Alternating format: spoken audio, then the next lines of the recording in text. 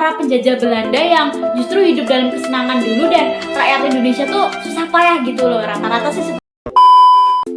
Halo guys, assalamualaikum warahmatullahi wabarakatuh. Welcome back to my YouTube channel Wulansa.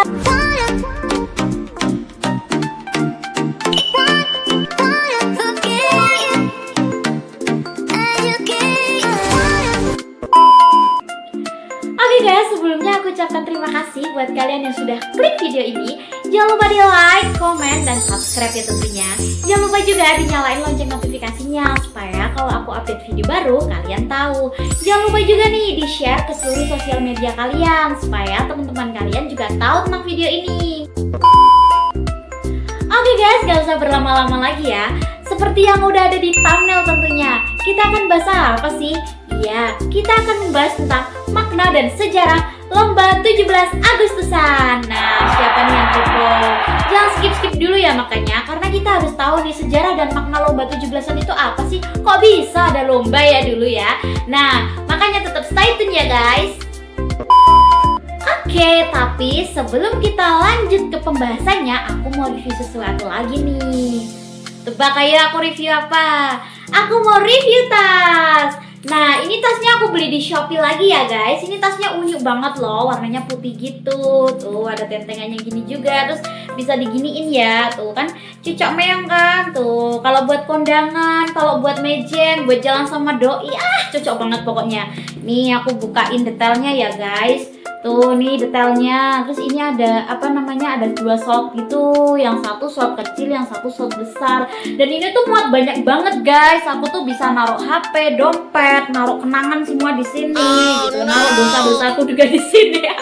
Ya lucu ya udah. Ya pokoknya ini guys, ini tasnya lucu banget, cocok meong nih buat mejen ya. Nanti linknya aku taruh di deskripsi ya buat kalian yang mau check out, buat kalian yang mau beli langsung aja di order di toko ini. Soalnya murah banget, ini under 100.000 guys. Aku beli itu cuma 60 berapa gitu. Pokoknya sebagus ini nih ya. Nih detailnya nih.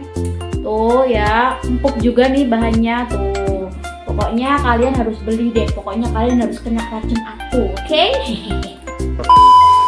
Oke, kita langsung aja ke pembahasannya nih. Dilansir dari suara.com, perayaan HUT Kemerdekaan Indonesia Republik. Walek lah. Oke, kita langsung aja ke pembahasannya nih. Dilansir dari suara.com, perayaan hari ulang tahun kemerdekaan Republik Indonesia yang jatuh pada setiap tanggal 17 Agustus kerap diwarnai oleh berbagai lomba nih. Dan lombanya itu seru dan mengasyikan gitu loh guys. Dan biasanya tuh mengundang gelak tawa gitu. Gimana enggak coba? Kebanyakan lomba yang digelar tuh kayak memiliki keunikan sendiri gitu.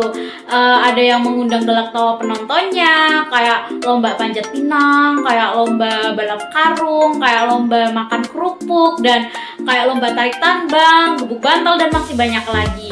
Nah, pesta rakyat ini memang sangat menyenangkan dan membuat peserta lomba yang yang terlibat itu tuh terhibur gitu loh guys, baik penontonnya maupun yang lomba sendiri. Nah, tapi kamu tahu nggak nih gimana sih sejarahnya awal mulanya Lomba 17 Agustusan ini tuh muncul gitu. Nah, aku bakal jelasin ya guys. Sejarawan dan budayawan J.J. Rizal itu tuh pernah mengatakan bahwasannya tradisi lomba yang kerap menghiasi perayaan HUT Kemerdekaan Indonesia ini tuh muncul pada tahun 1950-an. Nah, masyarakat sendiri yang memunculkan lomba-lomba ini sejak perayaan HUT ini tuh dimunculkan pada HUT Kemerdekaan kelima. Nah, sebelumnya tuh gak ada lomba, tapi kalau udah 5 tahun itu, semenjak kemerdekaan dari 1945 sampai 1950, itu baru diadakan lomba. Jadi, lomba pertama kali itu ada di tahun 1950. Pada kala itu, masyarakat di Indonesia tuh begitu antusias gitu loh guys, ingin memeriahkan perayaan HUT Kemerdekaan RI. Terus kayak gimana ya supaya kita tuh bisa mengenang keberhasilan para pejuang kita yang udah memerdekakan Indonesia gitu. Nah, makanya tuh mereka mengadakan lomba. Bahkan Presiden pertama Indonesia Soekarno itu adalah salah satu orang yang paling bersemangat dengan dengan lomba 17 Agustusan ini. Jadi, ini yang membuat tradisi lomba 17 Agustus tuh semakin menyebar luas gitu dari kota ke kota, semakin didengar dan semuanya tuh jadi pengen ikut memeriahkan juga gitu. Jadi kemeriahan berbagai lomba ini tuh disuarakan itu dari mulut ke mulut gitu. Jadi semuanya tuh kayak, wah, di desa A udah ada lomba nih, kita mau lomba apa gitu. Jadi dari mulut ke mulut itu langsung berangsur-angsur langsung merata ke seluruh Indonesia. Jadi semua warga Indonesia tuh pengen gitu memeriahkan lomba. Nah, dari berbagai lomba yang ada di tanah air tuh yang banyak menuai kemeriahan, keseruan dan gelak tawa, itu ada filosofinya, guys. Ada makna dan filosofi yang terkandung gitu loh di setiap jenis lomba. Nah, kita akan kulas makna di balik setiap lomba. Oke, tetap stay tune. Yang pertama ada lomba egrang. Nah, lomba egrang ini memiliki makna menghina atau mengejek kolonialisme Belanda yang tubuhnya tinggi atau jangkung gitu loh, guys. Nah, mereka ini tuh main egrang supaya tuh mengejek orang-orang yang jangkung itu tadi, orang-orang Belanda itu tadi. Sedangkan orang-orang di Indonesia kan nggak setinggi mereka gitu. Jadi kayak kesannya tuh kita tuh orang kecil tapi tuh bisa mengalahkan mereka yang tinggi, bisa mengalahkan mereka yang badannya jangkung-jangkung seperti itu. Jadi itu makna perjuangan orang-orang Indonesia dulu yang berhasil memenangkan kemerdekaan Indonesia.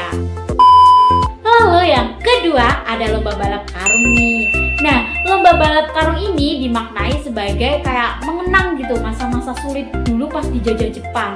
Karena saat Indonesia dijajah Jepang, mayoritas rakyat kita tuh pakaiannya tuh kayak karung goni gitu, guys. Jadi kayak mengenang warga-warga dulu yang sudah berjuang untuk memerdekakan Indonesia. Dulu tuh zaman dulu pakainya karung goni gitu. Jadi diadakan lomba balap karung karena makna simbolisnya tuh dalam ya. Kita tuh mengenang warga dulu yang masih pakai karung goni gitu, belum ada pakaian kayak sekarang gitu. Warga itu dulu tuh masih pakai karung goni dan ya bolong-bolong compang-camping gitu loh. Dan itu tuh udah ibaratnya udah paling layak lah daripada nggak ada pakaian gitu. Jadi warga Indonesia memaknai lomba balap karung sebagai mengenang masa sulit pada saat penjajahan di Jepang gitu.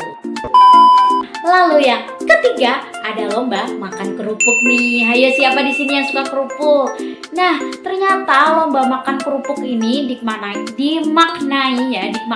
sebagai keprihatinan, guys, tentang rakyat Indonesia yang pada zaman penjajahan itu susah gitu loh makan tuh, kayak simbol larang pangan gitulah. Makan kerupuk itu tuh udah paling mewah banget gitu pada saat penjajahan Jepang, karena ya pada zaman dulu tuh belum ada ya nasi kayak sekarang, belum ada roti kayak sekarang, belum ada makanan seenak sekarang tuh belum ada. Jadi lomba makan kerupuk ini sebagai simbol keprihatinan warga Indonesia tentang kondisi rakyat yang dulu pada saat penjajahan di Jepang dan Belanda gitu. Jadi bersyukurlah kalian ya sekarang bisa makan enak, karena pada zaman dulu tuh makan kerupuk itu udah paling enak gitu. Lalu yang keempat ada lomba tarik tambang nih. Nah, lomba tarik tambang sendiri kalian harusnya udah tahu ya. Lomba tarik tambang ini memiliki makna gotong royong. Nah, makna gotong royong ini dia meliputi kebersamaan, solidaritas. Kayak warga Indonesia tuh harus yang Bhinneka Tunggal Ika ini tuh harus memiliki rasa solidaritas, gotong royong dan kebersamaan gitu, supaya kita tuh tetap bersatu, kita nggak saling tuduh menuduh, kita nggak saling congkrak, kita harus saling akur satu sama lain, kita harus menghormati satu sama lain, kita harus bertoleransi juga. Jadi lomba tarik tambang itu memiliki makna gotong royong atau kebersamaan atau solidaritas. Lalu yang kelima ada lomba panjat pinang nih. Hayo, siapa yang suka manjat? Nah, dikutip dari laman Wikipedia, panjat pinang itu disebutkan perlombaan menjadi objek atau bahan tertawaan penjajah Belanda. Karena panjat pinang itu kan berasal dari zaman penjajahan Belanda yang sering digelar di acara besar kayak hajatan gitu loh, guys. Dan itu tuh kayak simbolisme sendiri gitu loh. Pesertanya tuh orang-orang pribumi sendiri yang memperebutkan barang mewah yang ada di pohon gitu biasanya, atau di tiang gitu ya sekarang biasanya. Tapi orang-orang dulu tuh kayak memperebutkannya tuh kayak keju, gula, terus kalau pakaian juga kemeja gitu, gak kayak sekarang. Kalau sekarang kan kayak kipas, kayak ada kursi, ada ya macam-macam lah. Maksudnya beda lah sama barang-barang dulu. Kalau dulu tuh kayak masih cuma makanan tuh kayak keju, gula, pakaian ya cuma kemeja gitu-gitu yang kayak bekas tapi itu masih layak pakai gitu.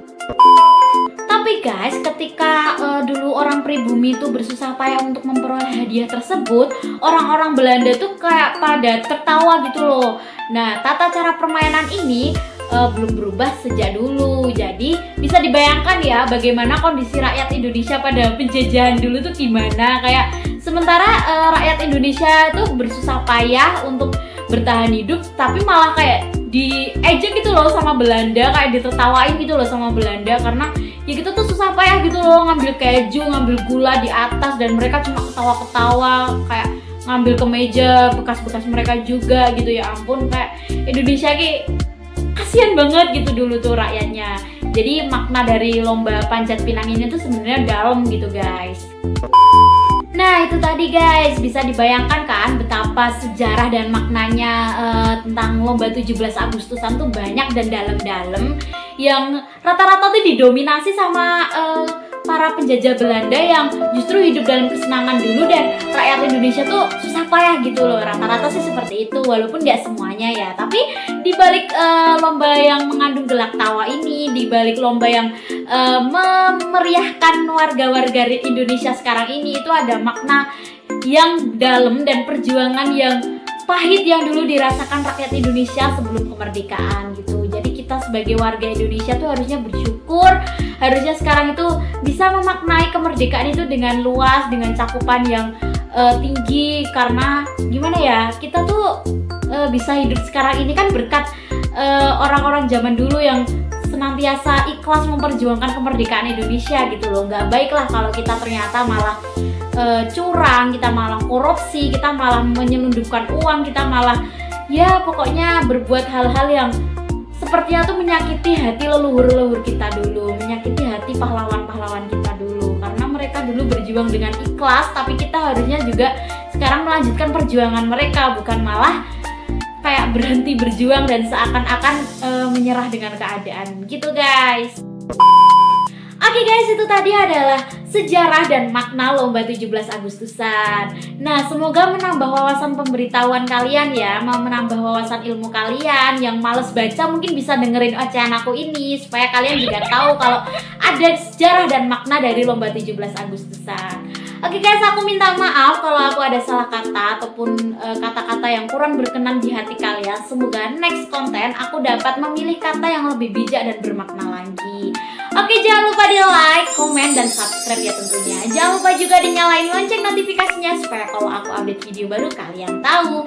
Jangan lupa juga di share ke seluruh sosial media kalian supaya teman-teman kalian juga tahu ini tentang konten, sejarah, dan makna hari 17 Agustusan. Oke, sekian dulu, aku pamit undur diri. Wassalamualaikum warahmatullahi wabarakatuh. See you next video.